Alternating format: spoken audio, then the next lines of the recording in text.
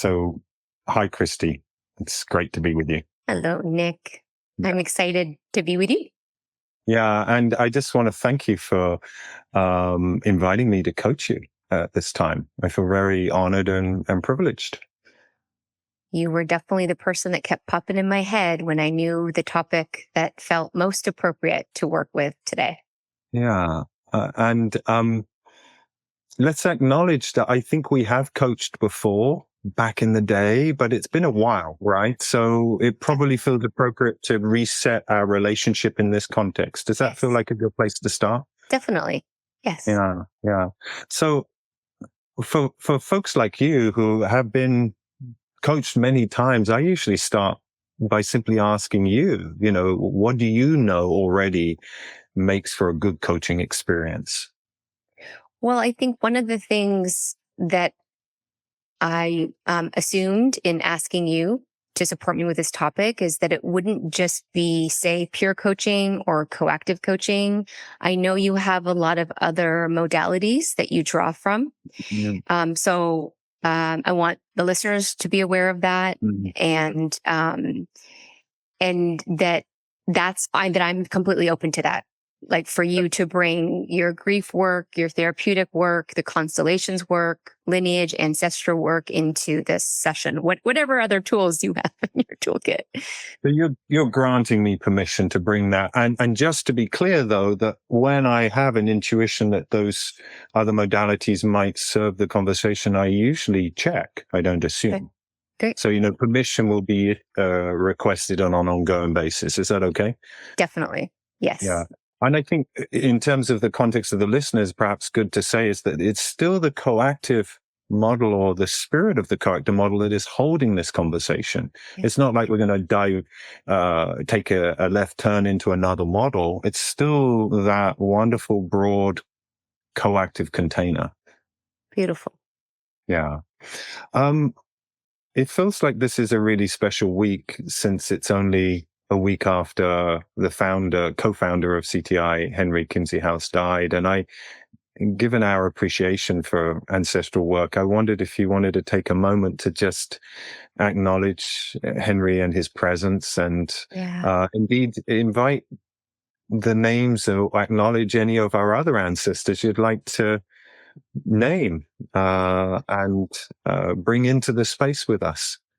Thank you, Nick. I love that. And for you too. I don't know if that's part of your practice, but definitely wanting to honor Henry Kinsey House, like you said, one of the co-founders of Coactive. And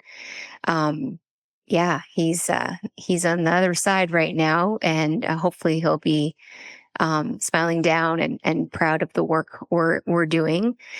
I'm going to call in my great grandfather times 6, Alexander McConnell, who I just found in a graveyard in Scotland this past June. I found his tombstone, and his wife, my great grandmother times 6, Jean Christie McConnell.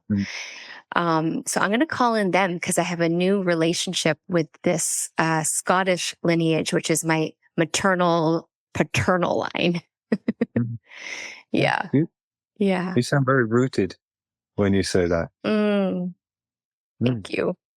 Yeah, I'm really excited about getting to know my ancestors. There feels something really powerful in this moment that we're all living through, to get to know my lineage. And listeners have heard me talk about this quite a bit over the course of the past couple of years.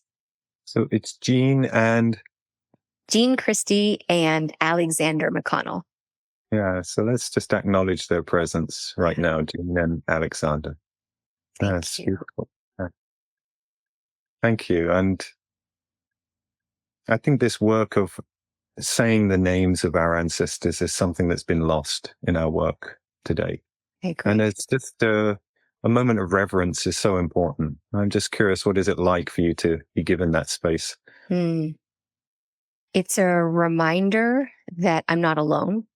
And that I never have been, even in the moments where my saboteur or my inner critic tells me I am, that, I come from a long line, not just my bloodline, but I feel like I come from the coactive lineage. And then, of course, there's other communities and modalities I've got to be a part of throughout my journey. And so I feel like lineage in this moment feels such like a powerful reminder that like I'm never alone. We're never alone. Right back at you. 100%. Is there anything else that you would want from me as your coach in order to feel empowered in this conversation? I just want you to be your true, beautiful, soulful self, Nick. Mm-hmm. That's my only request.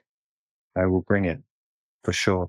From my side in this Designed Alliance, I think it's important to be transparent. You've already indicated the general territory of the topic. Are you okay for me to name it as part of it? For sure. Yeah. Yeah. So you've indicated that you want to explore the threshold experience of entering into perimenopause. I think I have that correct. Yeah. You do. You have it correct. That's my topic. Yep. Yeah. And so naming the topic is important in the context of our Designed Alliance, because I want to acknowledge that, while I live in a female household with my wife and my daughters, and I'm reasonably literate about female biology and transition experiences. Of course, as a man, I'm not having that experience. I just want to acknowledge that difference that's here and check in with you if there's anything specific you would like me to know or be mindful of as we enter into this conversation in this area. I just appreciate you naming that. I think, it was one of the reasons why I kept thinking about you to receive coaching on this topic, because of your sensitivity and this ability to name that, yes, you have compassion and understanding, but you haven't lived it, and nor will you in this body that you're in. I will not. No. Yeah. So, and if I have a moment where I've missed something and there's an ouch, or what we call an ouch or an oops moment, I please invite you to tell me immediately, and we'll address that as we move along. Is that okay? That's totally okay. Thank you, Nick. But before we begin, anything else? No, I'm like, let's go. Well, I've named the topic in the context of the Designed Alliance, but I think it's important for you to, say, well, what is the topic as you are experiencing it right now? Great. Thank you. Okay. It is, I would say it's crossing this threshold from one identity to a new one. And for my other female listeners who are navigating this transition or have or will, and are, male and just other support people around who maybe not go through this transition, I thought it was important to talk about it openly, partly because I realize we're part of the first generation that has the agency to do so. And so there is a lot of conversation around this transition, but I don't think we talk about it a lot in the context of work and running our own businesses or running teams, working within systems. And there's like an identity death that I'm experiencing because of the hormonal and neurology shifts. And there's grief that I'm experiencing because of that. And also, I know there's also celebration. So there's both of it. And I just don't want to step over it. And I'm hoping it will give other people permission to acknowledge that crossing, that threshold. Yeah. So what I'm hearing, just to kind of maybe attempt a summary here, is that this is really about the transition, as you call it, both being in the threshold, being between two states, acknowledging loss, as well as staying open to what is arriving, being born, while being in the unknown. Is that correct? Yes. Yeah. Beautiful. Thank you for synthesizing my thoughts. Yeah. So, and if, I want to be really clear about this, because there is a necessary protocol in coaching about asking a client what the outcome is. And there's times when intuitively it doesn't feel like that serves, although that's a great practice for people to develop for their evaluations. But here, my sense is that doesn't serve. But I want to check if it would serve you to name an outcome you're looking for, or is it okay to just start and see what happens? I think it's okay to just start and see what happens. Just kind of like the metaphor I'm talking about, like crossing a threshold. It's like we're on this path. Yeah. Okay, thank you.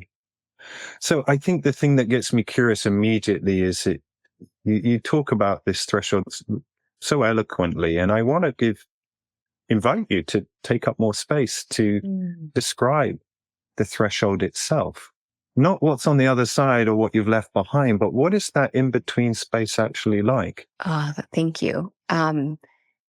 It has been terrifying in some moments, like absolutely terrifying to be, I'll use the example of like leading a course that I've led hundreds of times, and I go to say something I've probably said thousands of times, and the thought can't come out of my mouth. Or I never feel like I can get on top of my like to-do list. And I'm, been a person with great capacity and competence, and this constant feeling of it's overwhelmed, like just to feel like I'm never on top of it. And that just feels very concerning. So there's like terrified, concerning, and that, that it can go into like self-doubt of like, wow, like I'm really losing things here. Like I'm not going to be effective. Yeah, that voice, I'm not going to be effective. Whew. Yeah, I see you. Exhale. There for a moment. Yeah.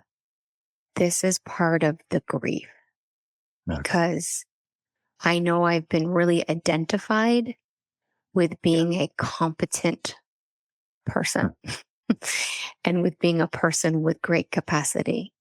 And this feels like it's shifting, or like it's changing. And so then it's like, well, who am I?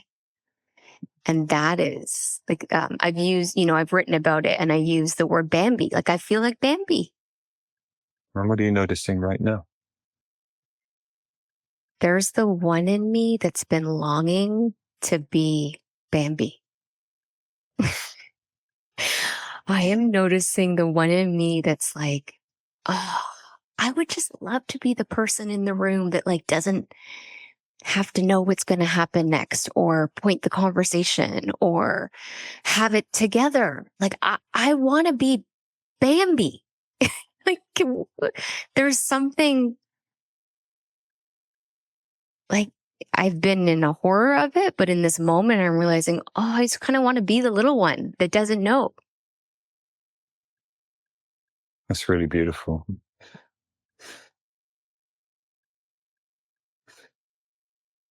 What is the quality that Bambi represents for you? There's so many free associations we know about it from Disney and so on, but I want to hear your words. Yeah. Thank you. I think what it is there's an innocence. Yeah. And that like childlike, I don't know. And there's an innocence, and it's a sincerity. It's not, it's just a real beautiful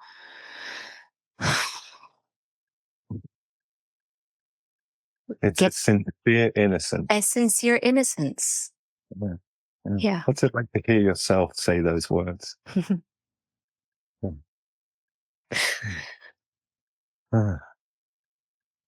Please take your time, Christie, to really connect with that. Thank you.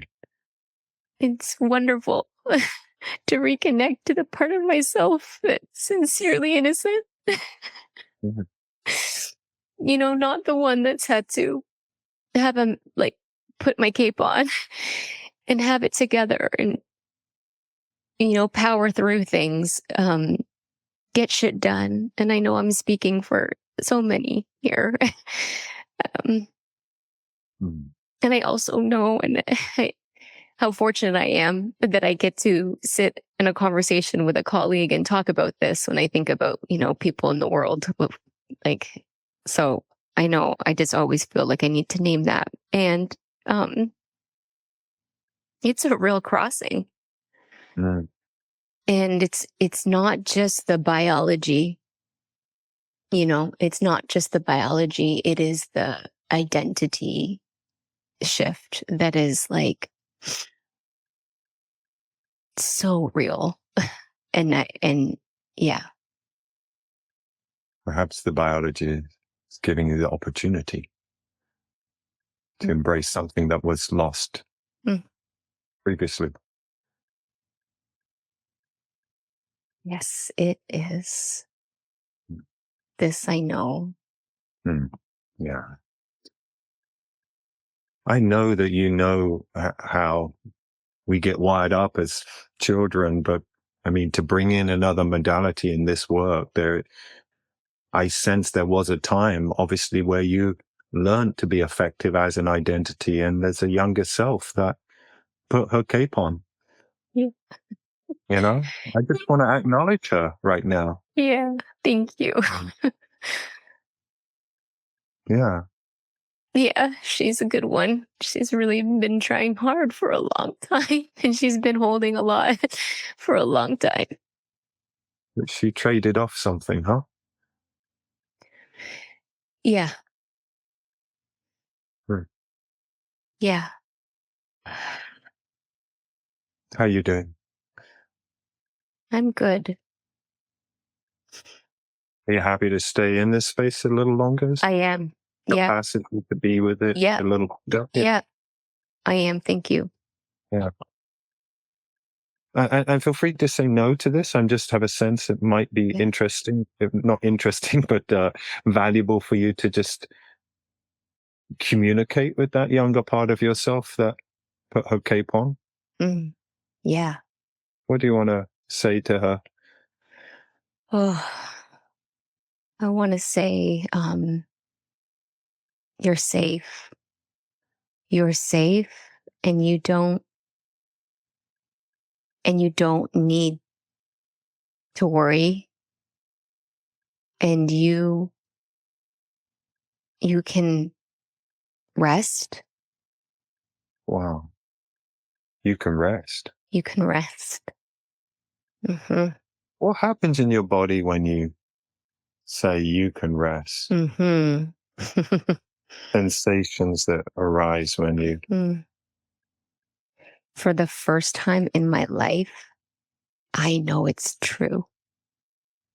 And I've never, until like this phase, this period of time, been able to rest or allowed myself to. And now I know it's safe to. And that it's true. And that it's true. I feel that in my like solar plexus and my diaphragm and my gut. Like I know it to be true. And that feels fucking incredible because that has not been my experience. Over here, I'm experiencing a glow, like a little kind of, it's like an ember in my solar plexus. So I just want to check if that's mirroring something over there. It's not a tension. No, it's not. It's the environment, like the literal physical environment, but also now I think with this neurology and hormonal shifts happening, this environment of my system is like all aligning so that I actually rest. Because biologically, I cannot move at the pace I used to. I don't have the same capacity to hold all the balls in the air. And I don't want to. For the first time, I'm like, I don't want to. And that's new as well. Well, you've emphasized it 3 times, and I'm like, fuck yeah. I know, because it's a little bit edgy for me. And I've been practicing like with people that I'm close with about like, yeah, I can't hold that anymore. Nope, can't do that anymore. And it feels like it's an edge. Like it is an edge for me. You're so agile uh, and fluent in your self-awareness, Christie, you know? Thank you. And here you are, you say edge. I don't want to assume the edge is part of the threshold, but I'm curious if indeed it is. It definitely is. Yeah. It definitely is. In all, like I've mentioned a lot of perimenopause or menopause articles and social media nowadays. And there's this saying, it's an acronym. I have no more F's to give. So they'd say it in the letters, like I no more fucks to give. And I just love that. And, it's like, it's not that I don't care. I still care so deeply, but there's just like, I just can't be the one that does that anymore in certain contexts, certain relationships, certain projects. And, the edge for me is communicating that and then trusting that I am still valuable, worthy, would still put a roof over my head and food on my table. Because so much of my identity has been about producing and production and, creating and that's part of this threshold. I want to jump in a moment and sit and propose a reframe and just see how it lands. Let's check it out. And feel free to reject it if it doesn't land. It's fine. I sense that within the world, society, there's a notion that the rest that women are invited to take sometimes during perimenopause is suggested that it's just physical and it's just restorative at a physical level. And what I'm wondering about is if that rest is actually making space for something much, much more than just physical, being restored physically. Does that make sense what I'm saying? It does. I feel like that's part of the threshold. I think one of the gifts of these biological shifts is that it's making room for like what's really wanting to emerge in also in anyone crossing the threshold, but in my life, yeah. So it's resting into, I mean, one could say more of my purpose, which doesn't necessarily mean generating more. It could just mean going deeper into why I'm here. Exploring that more deeply and giving that more space versus having multiple responsibilities and people to track and hold and point. And what a tyranny the male mind creates in suggesting everything has to be linear and forward. The threshold is forward in time, and here you propose a whole new axis. What if the threshold was depth and roots as opposed to needing to move into something that's forward? Does that make sense? It totally makes sense. And that is what I'm sensing. And when I think about deep rest, I think about rooting and going deeper into why I'm here and my purpose. And so part of the no, I have no more fucks to give. No, can't do that. No, won't be that person for you anymore is because I need all that energy and that mental focus to root deeper, to expand the roots versus have many, many branches out here. What are you realizing right now? When I first reached out to you, I was in the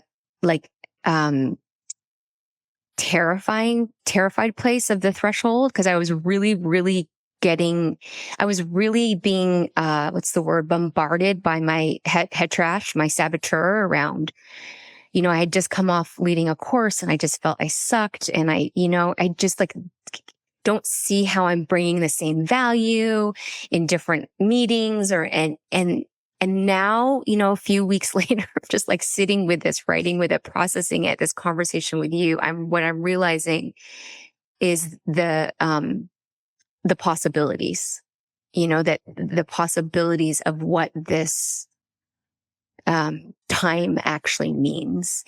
And what I'm wanting for other female leaders is permission. Like, I want to give myself permission for this threshold and to see it, to grieve it, and to be in the terrifying parts and the crappy parts, but also to see the possibility. So permission for the wholeness of this. I want to ask you for permission to have an opinion, which is breaking a coaching rule. Yes, please. Bring it. Let's break the rule with permission. Let's break the rule in honor of Henry. Yeah, Yeah, absolutely. My opinion is that what you're speaking to, this space, this slowing down, this rest and this rooting on the vertical axis is giving voice to that deeper female wisdom that is and leadership, and in fact, eldership. I wouldn't call it leadership. I'd call it eldership. And I know your passion for reconnecting with ancestral wisdom, and it's no coincidence that so many native wisdom traditions are matriarchal societies. And I'm just wondering, are you open to that? Yes, please. Yeah. Which bit of what? All of it. I mean, all of it just speaks so deeply to me. I've been doing a lot of exploration and study around indigenous cultures, including my own. And that has been really healing, to go back to the ancestors, who were healthy and who lived off the land, before the constructs came in and before the virus, have come in that, we're all participating in, we're part of. But it has been so restorative to go back to those ancestors and know that that's in my lineage. It's in all of our lineage. There's something about that gets me super excited about being in conversation with people around that, and whether they have knowledge of their lineage or the conversation inspires them to go and start to do some digging. I just feel it's so important in this moment. I know so strongly that this is one of our ways back to wholeness. I just know it.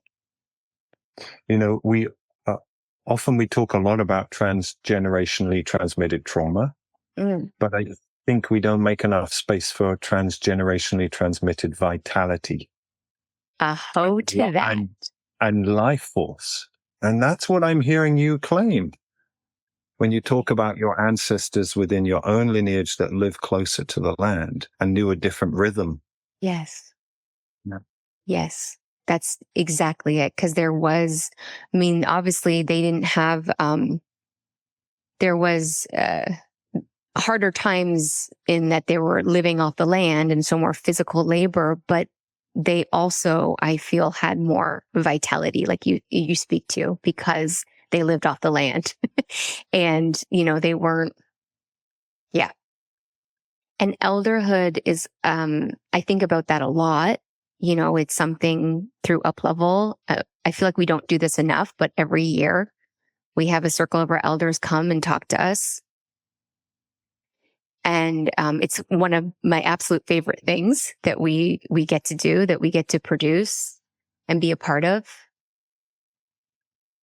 And I'm aware that I am moving more into that, and I say this, I don't want to say it because I don't want to sound arrogant because, I'm still like younger, and I've been at this work for quite some time. And so there is some wisdom that I am really ready to offer. And that, I'm noticing like Bambi comes up again, like there's a real tenderness of claiming that, of like, well, you know what? I've earned my stripes too.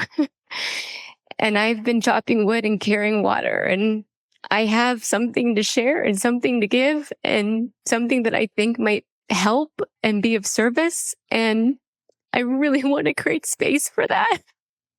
Please do. I really want to create space for that birthing because it's really important to me. Christie, you have earned your stripes so much. The world really needs to hear the fruit of your lived experience. Yeah. Thank you. Yeah. And as you connect with this sincere innocence of the birthing of your wisdom, there's a paradox there. There's innocence like a child, but there is wisdom too. And we talk about Henry was so much like a joyful child and a great sage all at the same time. You can be both, Christie. Yes. Oh my goodness. Yes. Thank you for centering that. And I just shared something about him today in our last conversation. We were making Chewbacca noises together after talking about consciousness and humanity and the state of the plight of humans. And then we're like, oh, and yes, yes, yes, yes, yes. It's all we get to be like, have it all, like all of those parts of ourselves. I know you were asking the question again, but I just want to see what you come up with by asking it again. What are you birthing right now in this moment? I'm birthing a version of myself that gives herself permission to be all of those things.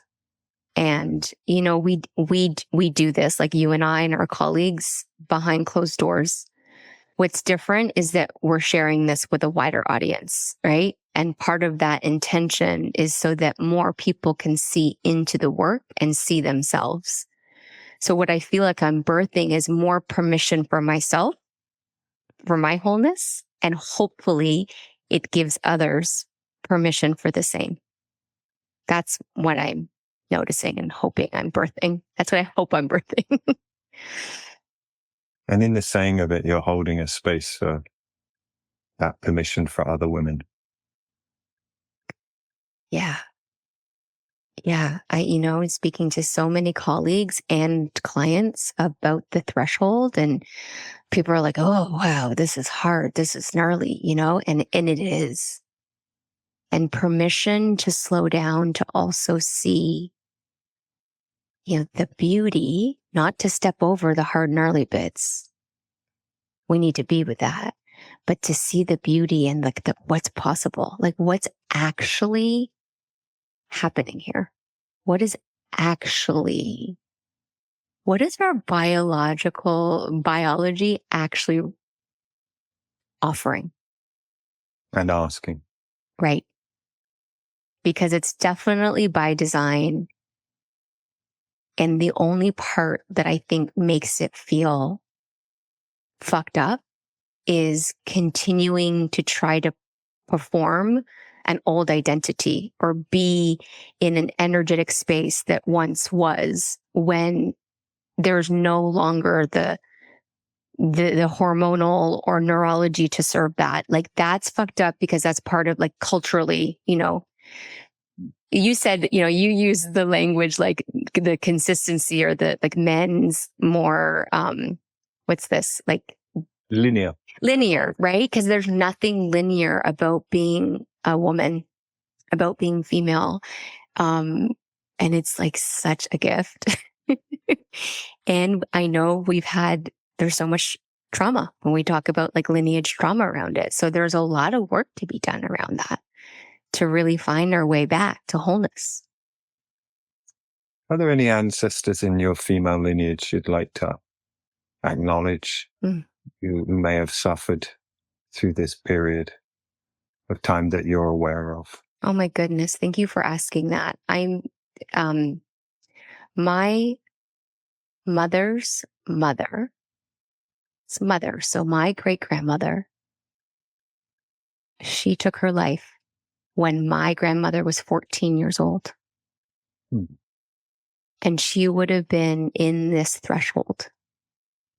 She had 3 children and living in Jamaica. That's where my mother's lineage is from. And I want to just connect to her, and I can only imagine the lack of, community infrastructure, obviously the awareness to talk about these things. And culturally, they did not talk about these things. So. Could you say her name? Yeah. Like her birth name, so that we can really acknowledge her presence and her lived experience. Yeah. And I'm in this moment noticing I'm fuzzy on her name. I'm going to call my grandmother, her daughter, which was Dawn Phillips. Yeah. And because I know she struggled too. So calling my grandmother and then her mother, my great grandmother. So we want to acknowledge Dawn Phillips and the mother of Dawn Phillips right now. Yeah. And let's just really honor their suffering right now and their loss. Yeah.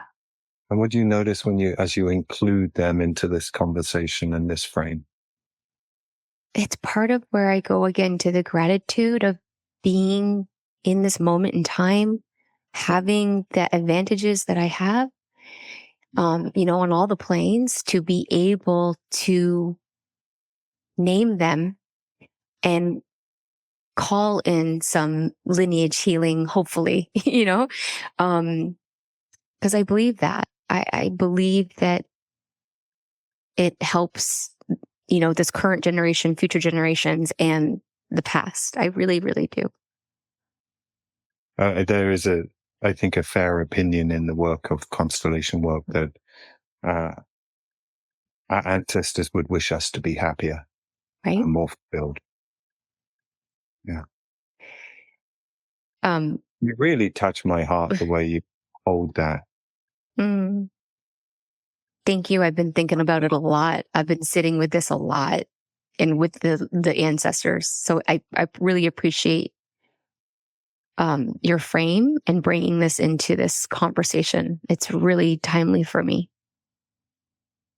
And may I speak to that? I just want permission to Yes. speak to your great Yes. grandma's experience. Yes. It's often the case in the work around grief and loss through death that there are often profound judgments and possibly religious judgments around suicide as well.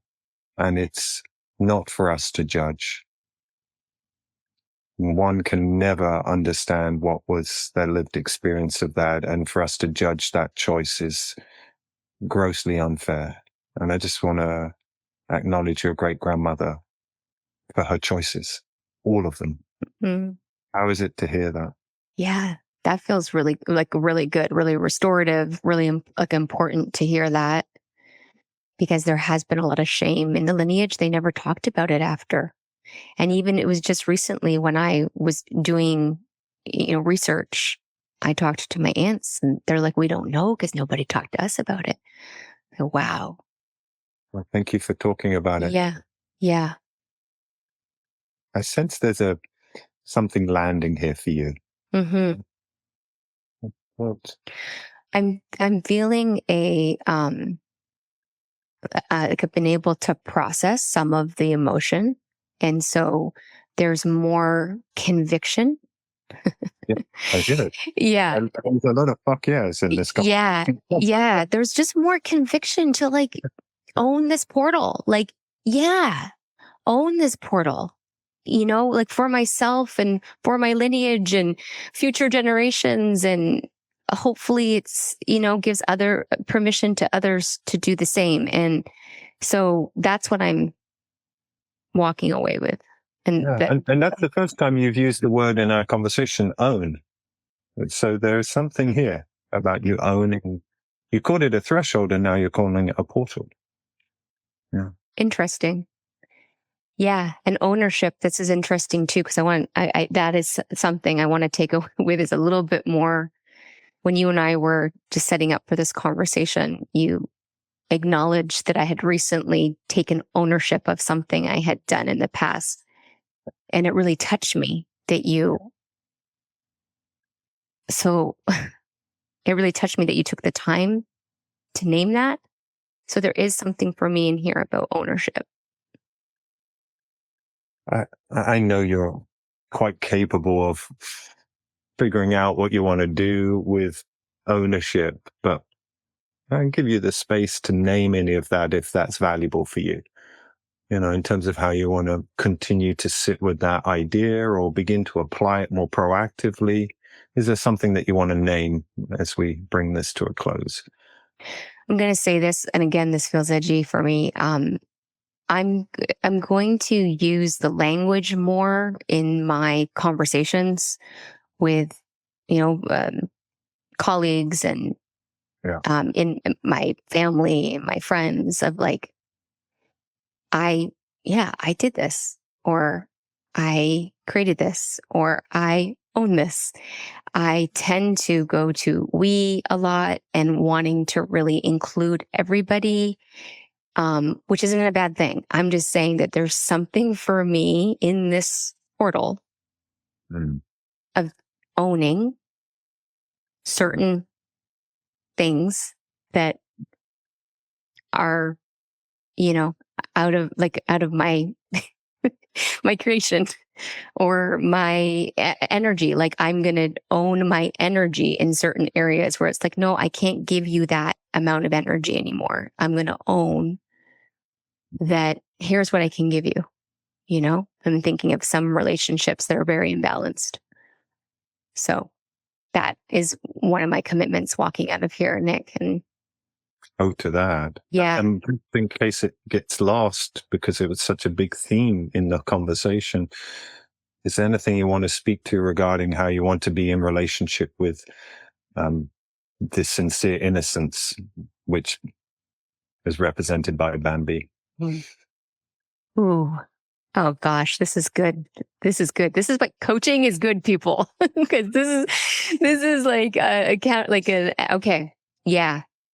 Again, it's really full circle that you're the person here sitting with me, because when I first birthed the Little Sass books, I remember sharing them with you and your joy and your excitement, seeing my joy and excitement of like that creation. And I have a really clean, clear idea to bring the mission out at much greater scale. I've had it in my heart for a decade. And now the technology is here to partner with, and I can actually make this vision real. And so I want to declare to you that that's a part of my like innocence, because that work is all about working with inner children and the younger, more innocent parts of ourselves. So I want to declare to you, I'm going to put that into motion. I'm going to take a next step on that this week. I have no idea exactly what the output will be, but I know that I feel convicted to move that forward in honor of the innocence, in honor of the Bambi. Let me stand witness to that. Thank you for sharing it first here. Is there anything else? Sorry, I'm just having a moment. I'm so as a coach trainer, you know, I know the ICF core competencies, and I just got 8.4 pop in my head. I have to ask you: is there anything else you want to say to be complete with the session? That's amazing. So, you know, is there anything else you want to say to feel complete with the session, Christie? Just that I appreciate you. I appreciate you and all the different the work that you've been doing so that you can hold spaces like this, and the gift of Nick Kettles and his own medicine. So that's what I want to say to be complete. Thank you for witnessing me in this portal and this threshold churned portal. It's a real pleasure, really, to see, in particular on a personal note, to see you take ownership of the things you have created without giving them away, without deferring. Because when you do, you love yourself. Thank you so much for that. Mm. Yeah, It means a yeah. lot. You're worthy of that, for Thank sure. you. I really appreciate that.